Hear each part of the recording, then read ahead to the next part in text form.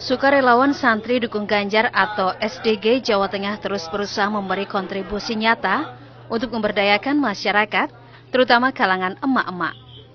Kali ini berlokasi di Kelurahan Pelutan, Kecamatan Pemalang, Kabupaten Pemalang, Jawa Tengah. SDG Jawa Tengah menggelar pelatihan membuat hantaran pernikahan dengan menggunakan bahan sederhana. Kegiatan yang dilakukan minggu lewat program pemberdayaan masyarakat ini, SDG Jawa Tengah berusaha mengasah kemampuan emak-emak agar memiliki inovasi dalam berwirausaha. Menurut Koordinator Wilayah SDG Jawa Tengah, Gus Mukti Abdul Jabir, kreasi hantaran ini dapat menjadi income atau pendapatan tambahan bagi emak-emak untuk mendulang perekonomian keluarga.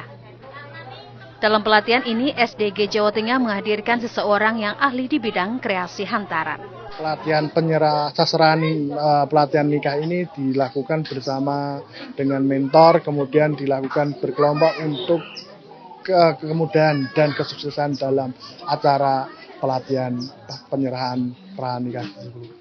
Kami melihat antusias dari ibu-ibu di Kabupaten Pemalang sangat antusias atas kehadiran SDG, terutama dalam pelatihan sasaran pernikahan ini.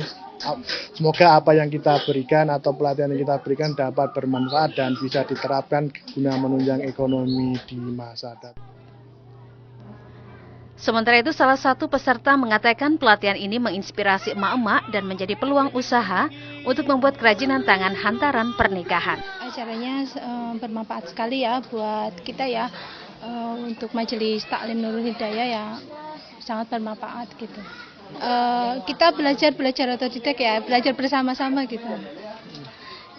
Jadi saling membantu terus belajar bersama-sama gitu. Ada, pasti ada kendalanya.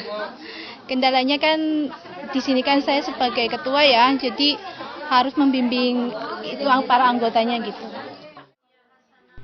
Di sela-sela kegiatan itu, SDG Jawa Tengah bersama jemaah Majelis Taklim Muslimah Nurul Hidayah melakukan doa bersama untuk kelancaran Ganjar Pranowo menuju Presiden periode 2024-2029.